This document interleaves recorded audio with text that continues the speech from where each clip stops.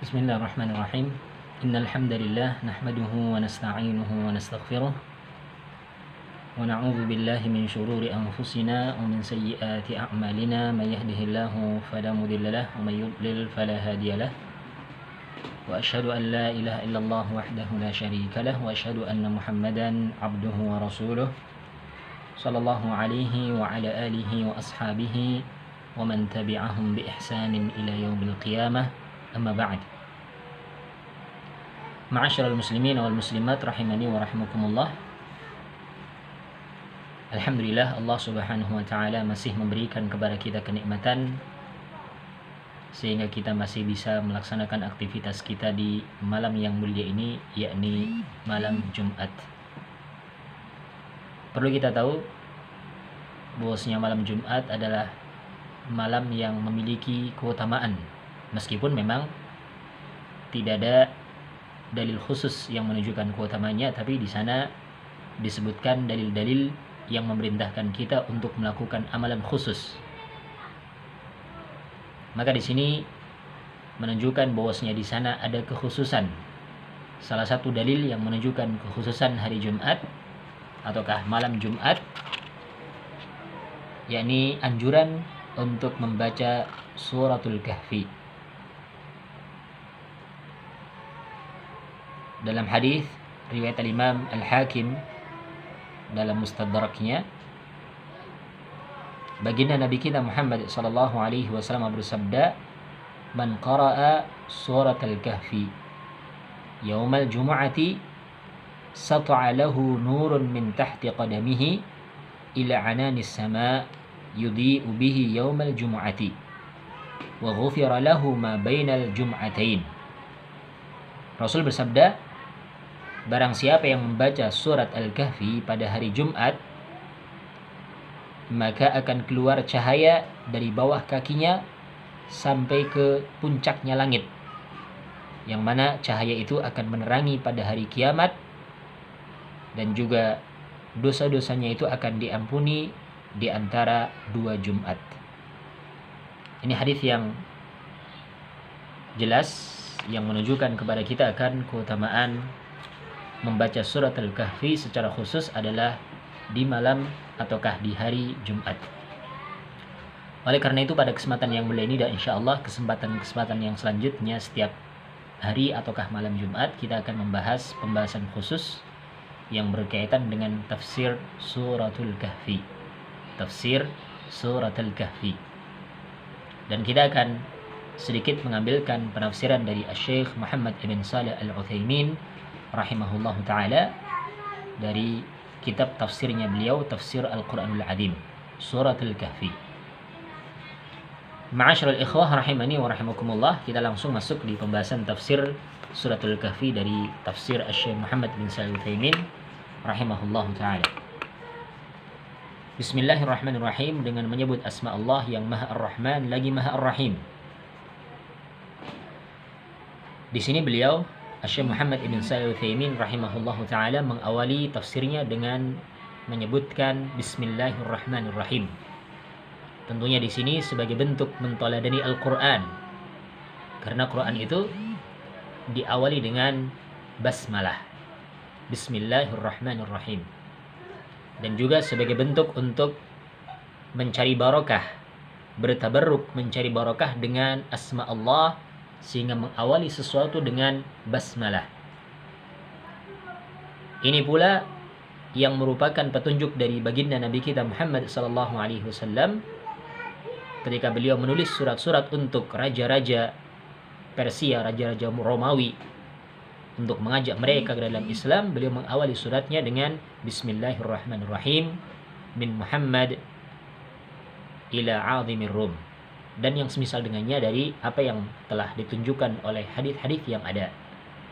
Di sini menunjukkan bahwasanya memulai sesuatu yang baik dengan Bismillahirrahmanirrahim, baik itu menulis suatu kitab, memulai suatu pembahasan dengan Bismillahirrahmanirrahim, maka tentunya di sana memiliki keutamaan.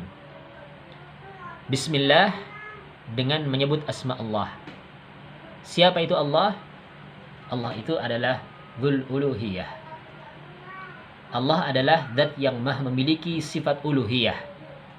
Allah adalah satu-satunya zat yang berhak untuk disembah, satu-satunya zat yang berhak untuk diibadahi.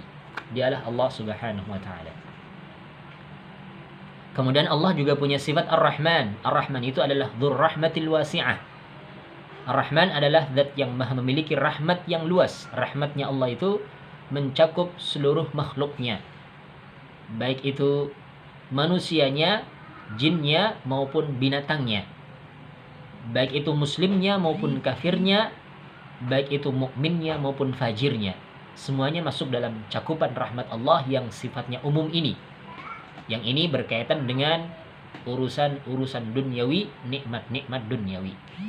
Allah memberikan rahmatnya berupa rizki, berupa kesehatan, berupa makanan, berupa minuman kepada seluruh makhluknya dengan tanpa terkecuali. Manusianya, binatangnya, jinnya, kafirnya, mukminnya, muslimnya, semuanya dapat rahmat dari Allah Subhanahu wa taala yang berupa urusan-urusan yang zahir. Dan rahmat yang ada dalam Ar-Rahman ini bukanlah menunjukkan kecintaan Allah dengan makhluk tersebut. Karena ternyata orang kafir pun mendapat rahmat Allah yang sifatnya itu umum berupa urusan-urusan duniawi. Adapun Ar-Rahim adalah dzur rahmatil wasilah. Zat yang maha memiliki rahmat yang bersambung. Rahmat yang sampai bersambung kepada mereka khusus bagi orang-orang yang beriman. Allah berikan rahmat kepada mereka orang-orang yang beriman di dunia berupa petunjuk. Sehingga dengan petunjuk tersebut rahmat Allah akan terus bersambung sampai ke akhirat kelak. Allah akan memberikan rahmatnya kepada mereka orang-orang yang beriman dengan dimasukkan ke dalam syurga. Ini tafsir ringkas dari Bismillahirrahmanirrahim. Kemudian selanjutnya beliau menyatakan Alhamdulillahi Rabbil Alamin. Wassalatu wassalamu ala nabiyyina Muhammadin wa ala alihi wa ashabihi ajma'in, amma ba'd. Segala puji hanyalah milik Allah Rabbul Alamin. Salawat serta salam semoga tetap terlimpahkan kepada Nabi kita Muhammad sallallahu alaihi wasallam, kepada keluarga beliau, kepada sahabat-sahabat beliau seluruhnya, amma ba'd. Adapun sesudah itu, Suratul Kahfi Makkiyatun. Suratul Kahfi itu termasuk dari surat yang Makkiyah. Nanti akan kita jelaskan apa yang dimaksud dengan surat Makkiyah. Kita lanjutkan dulu perkataan mu'allif di sini.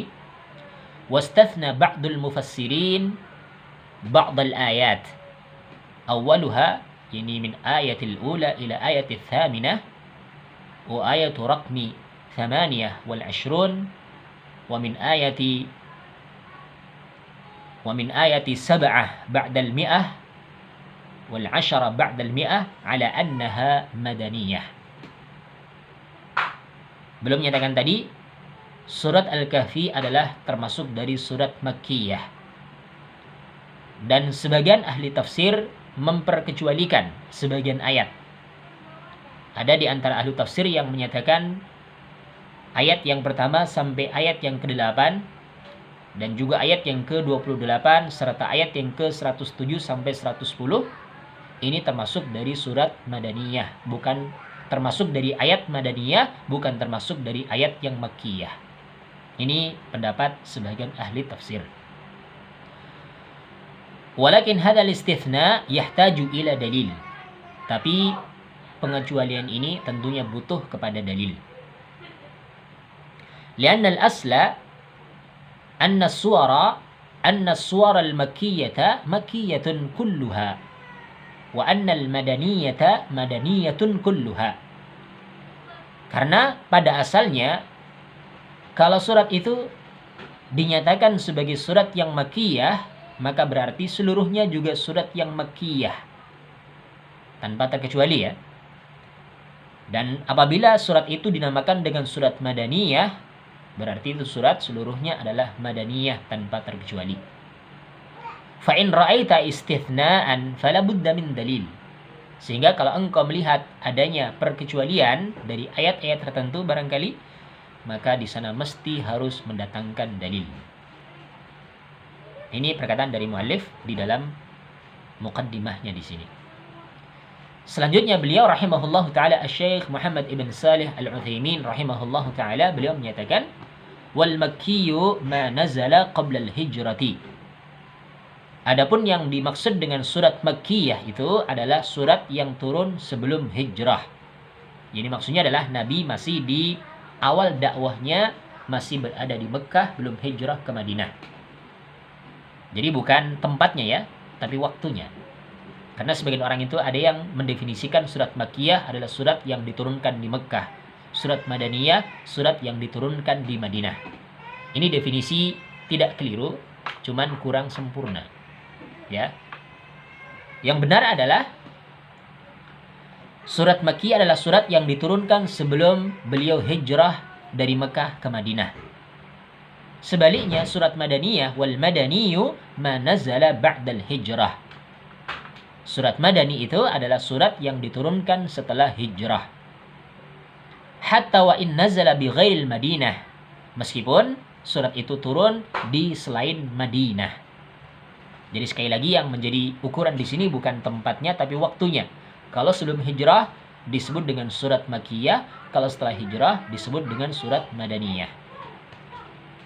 Meskipun itu tidak turun di kota Madinah, tapi turunnya setelah hijrah tetap dinamakan dengan surat Madaniyah.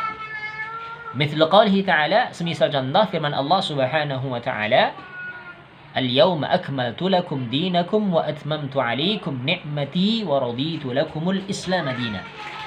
Ayat yang terakhir turun kepada Nabi sallallahu alaihi wasallam. Dari surat Al-Maidah ayat yang ketiga. Di mana Allah Subhanahu wa taala berfirman, pada hari ini aku sempurnakan untuk kalian agama kalian dan aku cukupkan atas kalian nikmatku dan aku ridha Islam sebagai agama bagi kalian. Faqad nazalat bi Arafata 'ama hajjatil wada.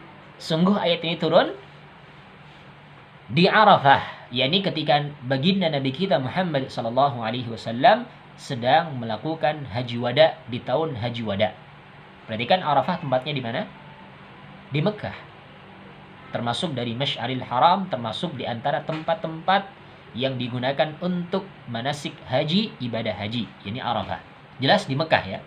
Tapi para ulama sepakat surat ini termasuk dari surat Madaniyah. Karena turunnya setelah Nabi hijrah dari Mekah ke Madinah, meskipun turunnya itu di Mekah. Sehingga sekali lagi yang menjadi ukuran Makkiyah ataukah Madaniyah itu bukan tempatnya, tapi yang menjadi ukuran itu adalah waktu turunnya. Sebelum hijrah disebut dengan Makkiyah, setelah hijrah disebut dengan Madaniyah. Wallahu ta'ala a'lam. Kita langsung masuk di ayat yang pertama dari surat Al-Kahfi. Kita baca dulu ayat 1 sampai ayat yang ketiga. A'udzu billahi minasy syaithanir rajim. Bismillahirrahmanirrahim. Alhamdulillahilladzi anzala ala 'abdihil kitaba wa lam yaj'al lahu 'iwaja qayyiman liyunzira ba'san shadida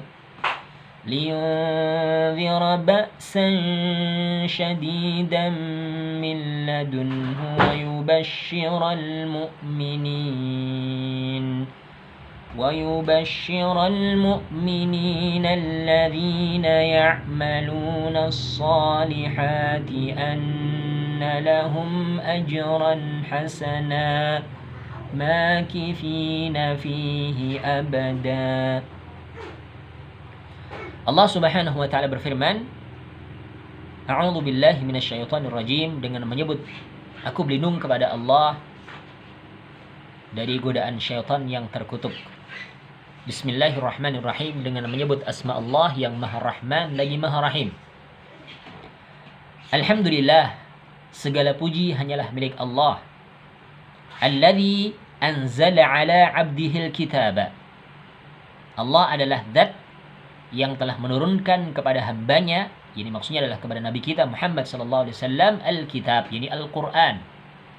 Walam yaj'al lahu 'iwaja qayyima. Dan Allah tidak menjadikan bagi Alkitab tersebut Al-Quran tersebut kebengkokan, bahkan Al-Quran itu adalah merupakan petunjuk yang lurus, jalan yang lurus, yang tidak ada kebengkokan padanya. Untuk apa Al-Quran diturunkan? Allah menjelaskan di ayat yang mulia ini, bahwasanya di antara tujuan diturunkannya Al-Quran adalah liyunzira ba'san syadida min ladunhu, untuk menjadi peringatan. Jadi untuk memberikan peringatan tentunya kepada mereka orang-orang yang kafir dengan adab yang keras dari sisinya, dari sisi Allah Subhanahu wa taala. Ini salah satu dari tujuan diturunkannya Al-Qur'an. Tadi yang pertama dikatakan sebagai qayyimah, sebagai jalan yang lurus, petunjuk yang lurus. Yang kedua di sini sebagai yani liyunzira ba'san syadida, sebagai peringatan dengan adab yang keras dari sisi Allah tentunya bagi mereka orang-orang yang kafir. Yang ketiga, wa yubashsyiral mu'minina alladzina ya'malunas shalihat. Dan juga Al-Qur'an itu, Alkitab itu memberikan kabar gembira kepada orang-orang yang beriman, yang mereka itu mengamalkan amalan saleh. Tidak cukup hanya beriman saja, tapi selain beriman juga harus ya'malunas shalihat, melakukan amalan saleh. Apa kabar gembiranya itu? Anna lahum ajran hasana. Bagi mereka orang-orang yang beriman dan melakukan amalan saleh, bagi mereka ada pahala yang bagus, pahala yang baik, makifina fihi abada. Maksudnya yang dimaksud dengan ajran hasana adalah al-jannah, syurga, balasan yang baik yang Allah akan berikan kepada mereka orang-orang yang beriman dan melakukan amalan saleh. Makifina fihi abada. Mereka akan tinggal di balasan yang baik tersebut, di surga tersebut untuk selama-lamanya. Ini ayat 1 sampai ayat yang ketiga. Kita baca dulu tafsirnya. Qala Ibnu Utsaimin rahimahullahu taala, qauluhu taala alhamdu huwa wasful mahmud bil kamal mahabbatan wa ta'ziman. Allah Subhanahu wa taala berfirman di awal dari surat Al-Kahfi, yakni alhamdu. Dan alhamdu itu adalah wasful mahmud, yakni sifat milik zat yang maha terpuji. Sifatnya zat yang maha terpuji, yakni sifat bagi Allah Subhanahu wa taala zat yang maha terpuji dengan pujian yang sempurna, mahabbatan wa ta'ziman, pujian yang diiringi dengan rasa cinta dan pengagungan. Ya, ini definisi alhamdu ya. Ini pujian yang sempurna yang diiringi dengan kecintaan dan pengagungan. Wa biqaulina mahabbatan wa ta'ziman kharaja al-madhu.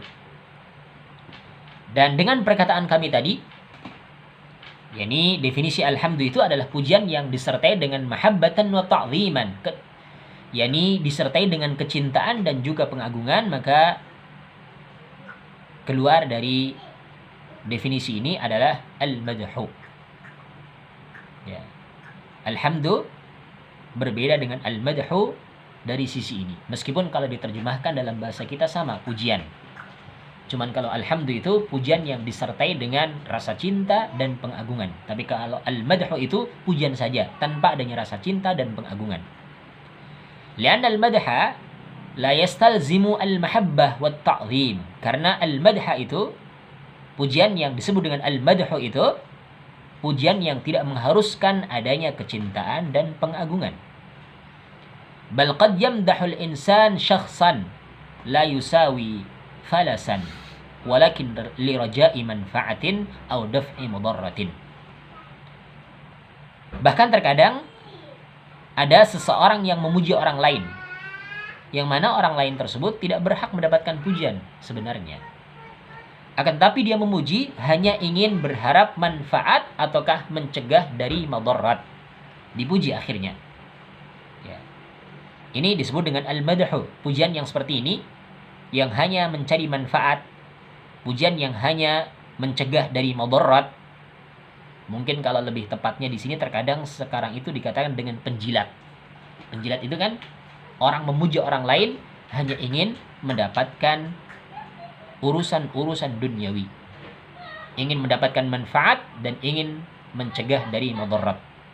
Ini al-madhu, bisa jadi seperti itu. Wa amal hamdu fa innahu wasfun bil kamal ma'al mahabbati wa ta'zim. Adapun alhamdu itu adalah sifat, pensifatan dengan sifat yang sempurna bersama dengan adanya kecintaan dan juga pengagungan. Kemudian selanjutnya lillahi, alhamdulillahi. Lillahi hadza ismun alamun 'ala Allahi mukhtassun bih. La yusafu bihi ghairuhu. La yusafu bihi ghairuhu. Dan lillahi ini adalah merupakan isim alam. Isim alam bagi Allah Subhanahu wa taala, khusus dengan Allah yang tidak disifatkan selainnya dengan sifat itu. Wa huwa alamun 'ala dzat al-muqaddasah tabaraka wa taala. Ini alam untuk suatu zat yang disucikan tabaraka wa taala. Jadi Allah itu, nama Allah itu hanyalah khusus bagi Allah Subhanahu wa taala. Alladzi anzala 'ala 'abdihi al-kitab. Alhamdulillahilladzi anzala 'ala 'abdihi al-kitab. Jumlah alhamdulillahilladzi anzala, hal hiya khabarun arada Allah Subhanahu wa ta'ala an yukhbira 'ibadahu bi annahu mahmud, aw hiya insya wa tawjihun 'ala annana nahmadullaha 'ala hadha aw al-jam' Di sini ada muskil barangkali, suatu permasalahan barangkali. Kalimat alhamdulillahilladzi anzala 'ala 'abdihi tadi dan seterusnya, apakah ini adalah jumlah khabariyah? Apakah ini adalah merupakan bentuk khabar yang mana Allah menginginkan, Allah Subhanahu wa taala menginginkan untuk menghabarkan tentang hambanya bi annahu mahmud, bahwasanya dia itu adalah seorang hamba yang terpuji? Ataukah ini adalah merupakan insya, merupakan permulaan suatu kalimat, wa taujihun, dan juga merupakan taujih, merupakan pengarahan, ya, merupakan bentuk taujih, bentuk pengarahan. Ala annana nahmadullahi ala hadha, bahwasanya kita itu hendaklah memuji Allah atas hal ini.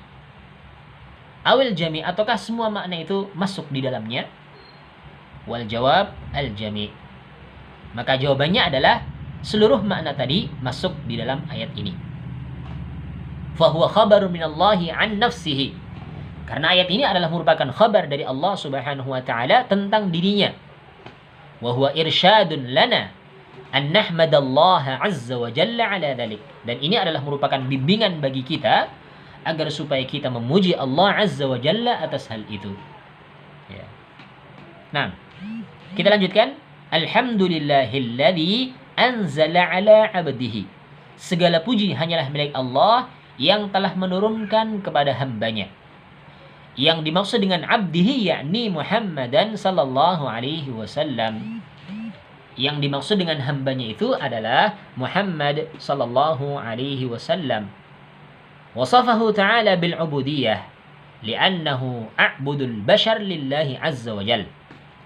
Dan Allah Subhanahu wa taala mensifatkan beliau, yakni Nabi kita Muhammad sallallahu alaihi wasallam, dengan sifat ubudiyah, dikatakan sebagai hambanya, li'anna a'budal bashar li'annahu a'budul bashar lillahi azza wajal, karena beliau adalah manusia yang paling beribadah kepada Allah azza wajalla, manusia yang paling menghambakan dirinya kepada Allah azza wajalla. Wa qad wasafahu ta'ala bil ubudiyah fi halatin thalath. Dan sungguh Allah Subhanahu wa taala mensifatkan beliau sallallahu alaihi wasallam dengan sifat ubudiyah, dikatakan sebagai seorang hamba di dalam 3 keadaan. Keadaan yang pertama, hali inzalil Quran alaihi kama fi hadhil ayah. Ini dalam keadaan menurunkan Al-Quran kepadanya, kepada hambanya ini, sebagaimana di dalam ayat yang sedang kita baca di sini. Ini keadaan yang pertama. Kemudian keadaan yang kedua, fi halid difa'i anhu sallallahu alaihi wasallam. Dalam keadaan pembelaan dari Allah Subhanahu wa taala terhadap beliau sallallahu alaihi wasallam. Semisal contoh, Allah Subhanahu wa taala berfirman, "Wa in kuntum fi raibim mimma nazzalna ala 'abdina fa'tu bi suratin min mithlih wad'u syuhada'akum min dunillahi in kuntum shadiqin. Dan jikalau pada diri kalian ada keraguan dari apa yang telah kami turunkan kepada hamba kami, yakni Muhammad sallallahu alaihi wasallam, maka Allah menantang orang-orang yang ragu terhadap kebenaran Al-Quran yang telah dirunkan kepada hambanya Allah. Ini maksudnya adalah Muhammad sallallahu alaihi wasallam. Fa'tu bi suratin min mithlih. Datangkan satu surat saja yang semisal dengan Al-Quran. Wad'u syuhada'akum min dunillah. Dan panggillah semua saksi-saksi bagi kalian selain daripada Allah Subhanahu wa taala, in kuntum shadiqin. Jikalau kalian memang benar dalam prasangka kalian itu. Ternyata enggak benar. Di sini ayat jelas ya. Allah menyebutkan Rasulullah SAW dengan hambanya sebagai bentuk pembelaan beliau SAW dari orang-orang yang meragukan kebenaran Al-Quran yang diturunkan kepada beliau. Ini keadaan yang kedua. Kemudian keadaan yang ketiga, wa fi halil isra'i bih. Ini dalam keadaan ketika Allah Subhanahu wa taala mengisrakan beliau, memperjalankan beliau di waktu malam. Isra itu adalah perjalanan di waktu malam ya. Subhanalladzi asra bi'abdihi laila. Maha suci Allah yang telah memperjalankan hambanya di waktu malam. Perhatikan di sini abdihi, hambanya. Siapa yang dimaksud dengan hamba di sini? Maksudnya adalah baginda Nabi kita Muhammad sallallahu alaihi wasallam. Maha suci Allah yang telah memperjalankan hambanya di waktu malam minal masjidil haram minal masjidil aqsa alladhi barakna haulahu. Perjalanan dari Masjidil Haram ke Masjidil Aqsa yang diberkati di sekitarnya. Untuk apa Allah memperjalankan nabinya ini, hambanya ini, Muhammad sallallahu alaihi wasallam ini dalam peristiwa Isra dan Mi'raj? Linuriyahu min ayatina. Agar supaya kami memperlihatkan kepada beliau ini sebagian dari tanda-tanda kekuasaan kami, ayat-ayat kami. Innahu huwas sami'ul basir. Sesungguhnya dia, yakni Allah Subhanahu wa taala, adalah zat yang maha mendengar lagi maha melihat. Al-Isra ayat yang pertama. Yani fi asyrafi maqamatin Nabi sallallahu alaihi wasallam wasafahu Allah Subhanahu wa taala bi annahu 'abdun. Yani pada kedudukan yang paling mulia, fi asyrafi maqamatin Nabi, pada kedudukan yang paling mulia dari kedudukan Nabi sallallahu alaihi wasallam, yani Allah sifatkan beliau sallallahu alaihi wasallam dengan sifat hamba. Ya. Wa ni'mal wasfu ay yakuna al-insanu 'abdan lillah. Dan sebaik-baik pensifatan itu adalah seorang manusia disifatkan sebagai hamba bagi Allah. Ini sifat yang paling mulia dari sifat yang ada, yakni seorang hamba mensifatkan dirinya kepada ma'budnya, kepada sesembahannya. Seorang manusia mensifatkan dirinya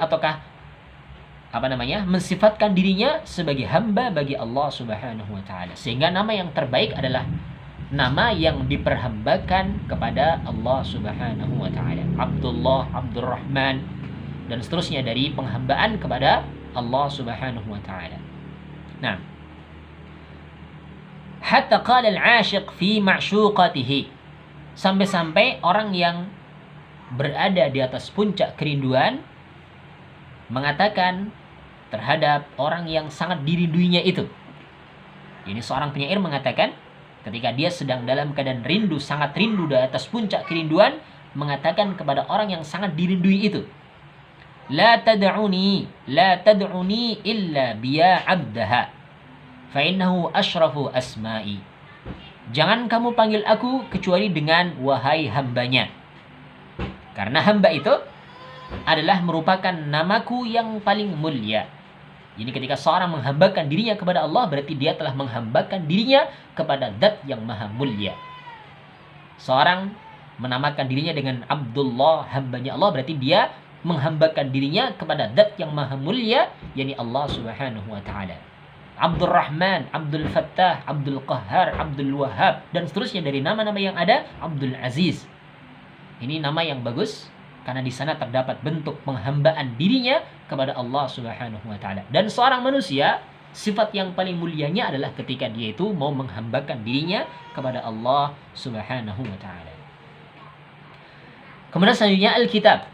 Allah Subhanahu wa taala berfirman tadi, Alhamdulillahilladzi anzala ala 'abdihil kitab. Segala puji hanyalah milik Allah yang telah menurunkan kepada hambanya ini Muhammad sallallahu alaihi wasallam Alkitab. Yang dimaksud dengan Alkitab ai Al-Qur'an. Yang dimaksud dengan Alkitab itu adalah Al-Qur'an. Summiya kitaban, Al-Qur'an dinamakan dengan kitab li'annahu yuktab. Karena Quran itu adalah sesuatu yang ditulis. Au li'annahu jami'un, ataukah dinamakan dengan kitab karena Al-Quran itu telah mengumpulkan. Li'anna al-katba ya'ni al-jam'a, karena al-katba maksudnya adalah al-jam'a, yang mengumpulkan.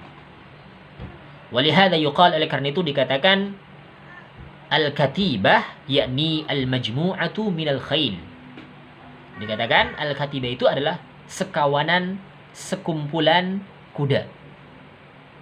Ya, dikatakan dengan al-katibah. Nah, wal Qur'anu salihun li hadza wa hadza. Fa huwa maktubun wa huwa aidan jami'un.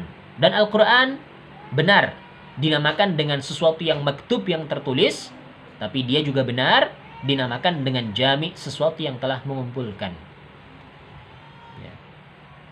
Selanjutnya Allah Subhanahu wa taala berfirman, "Walam yaj'al lahu 'iwaja."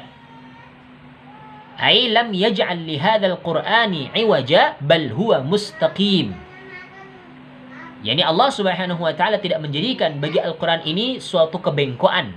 Bahkan Qur'an itu adalah mustaqim, jalan yang lurus. Walihada qala qayyima. Oleh karena itu dikatakan setelahnya itu qayyima. Dan di dalam qiraah dari riwayat Hafsin an Asim Ibn Abi Najud dari jalur Syatibiyah, di ayat yang pertama dan kedua ini ada bacaan namanya bacaan saktah. Apa itu saktah? Saktah itu adalah berhenti sejenak dengan tanpa nafas. Ini cara membacanya ya, saktah. Alhamdulillahilladzi anzala ala 'abdihil kitaba wa lam yaj'al lahu 'iwaja qayyima. Ya, ini sakta ya, berhenti dengan tanpa bernafas. Ya. Karena di sini Quran itu Allah sifatkan dengan sesuatu yang tidak ada kebengkokan, bahkan yang ada itu Al-Quran itu adalah jalan yang lurus, petunjuk yang lurus, qayyima. Wa qayyima hala min qawlihi al-kitab. Dan qayyima tersebut, wa qayyima halun min qawlihi al-kitab. Kalau dilihat dari sisi i'rabnya dalam nahwunya itu, qayyima itu adalah sebagai hal bagi al-kitab. Alhamdulillahilladzi anzala ala 'abdihil kitaba. Mansub, maka halnya juga mansub, yakni qayyima, kitab yang lurus. Ya, sebagai hal bagi apa? Kitab yang memiliki kelurusan, dalam keadaan lurus, ya. Tidak ada kebengkokan, bahkan Quran itu adalah jalan yang lurus, petunjuk yang lurus. Fa in qala qailun, kalau ada orang yang mengatakan limadza lam naj'alha sifatan, kenapa kita tidak menjadikan qayyimah itu sebagai sifat saja? Li'anna al-kitaba mansubun wa qayyimah mansub. Karena al-kitab di situ i'rabnya itu mansub, sementara qayyimah juga mansub. Kalau ada orang yang bertanya seperti ini, maka jawabannya anna qayyimah nakirah wal kitab ma'rifah wa la yumkinu an tusafa al-ma'rifah bin nakirah. Maka jawabannya qayyimah itu bentuknya itu nakirah, sementara Alkitab bentuknya itu ma'rifah. Ya, perlu kita tahu bahwasanya isim dilihat dari sisi ta'yinnya itu ada isim yang nakirah dengan ada isim yang ma'rifah. Qayyimah di sini isim yang nakirah tanpa alif lam, Alkitab isimnya itu isim yang ma'rifah. Ada alif lamnya ya, tandanya ya. Dan tidak mungkin mensifatkan ma'rifah dengan yang nakirah, tidak mungkin, sehingga tidak tepat kalau dikatakan sebagai sifat bagi Alkitab, tapi yang tepat adalah sebagai hal bagi Alkitab. Qayyim itu i'rabnya sebagai hal bagi Alkitab. Wa ma'na qayyima ay mustaqiman ghayatan al-istiqamah. Ghayatul istiqamah, yang dimaksud dengan qayyimah itu adalah mustaqiman, jalan yang lurus, ghayatul istiqamah, yakni dengan sebenar-benar kelurusan. Wahuna dzakara nafyal aib awalan thumma itsbatal kamal thaniyan. Dan di ayat ini pertama kalinya disebutkan penafian aib. Kemudian yang keduanya disebutkan penetapan kesempurnaan. Walam yaj'al lahu iwaja. Tidak ada padanya kebengkokan. Maksudnya tidak ada cacat, tidak ada aib, tidak ada celah dalam Al-Qur'an yang mana hal itu celahnya adalah kebengkokan, tidak ada. Dinafikan dulu aibnya, kemudian ditetapkan akan kesempurnaannya, yakni qayyima. Bahkan Quran itu adalah Alkitab yang merupakan petunjuk yang lurus. Wa hakadha yanbaghi an tukhliyal makan minal adha thumma tada'il makan. Ya. Dan demikian seyogianya, yakni mengosongkan tempat terlebih dahulu dari kotoran-kotoran, setelah itu baru ditempatkan sesuatu yang sempurna. Walihada yuqal, karena itu dikatakan at-takhliyah qabla tahliyah. Dikosongkan terlebih dahulu sebelum dihiasi. Yani qabla an tuhalli asy-syai', qabla an tuhalli asy-syai' akhalla al-makan amma yunafi at-tahalli thumma hallihi. Oleh karena itu dikatakan at-takhliyah qabla tahliyah, dikosongkan terlebih dahulu sebelum dihiasi. Ini sebelum seseorang memberikan hiasan pada sesuatu, hendaklah dia mengkosongkan tempat itu dari apa yang akan menafikan hiasannya itu, kemudian baru dihiasi. Ini kaidah di dalam berbagai macam pembahasan, baik itu dalam urusan yang zahir, yang nampak, maupun dalam urusan yang batin. Semisal dalam syahadah itu ada takhliyah, ada tahliyah. Takhliyah itu dikosongkan dulu, yakni pada an-nafyu. Dinafikan dulu la ilaha, baru apa? Diitsbatkan, ditetapkan illallah. Ini contoh ya, dalam tauhid ada takhliyah, ada tahliyah. Ini contoh ya. Dalam urusan yang lain pun seperti itu. Semisal urusan duniawi ya. Kalau kita mau mengganti cat rumah kita, tentunya tidak langsung ditimpa dengan cat yang baru kan? Meskipun bisa, tapi nggak bagus hasilnya. Bagaimana caranya? Bersihkan dulu cat yang lama, dikerok dulu, diamplas dulu, baru ditimpakan cat yang baru. Takhliyah dulu, baru tahliyah. Kalau seorang mau merias wajahnya, seorang perempuan katakan mau merias wajahnya, mungkin dia dalam keadaan berkeringat, kan tidak mungkin langsung ditimpakan dengan kosmetik-kosmetik, tidak ya. Tapi bersihkan dulu, setelah itu baru diberikan hiasan. Ini takhliyah wa tahliyah. Insyaallah untuk lanjutan dari tafsir ayat ini kita lanjutkan di pertemuan yang lain. Karena sudah masuk waktu Isya. Wallahu taala a'la wa a'lam.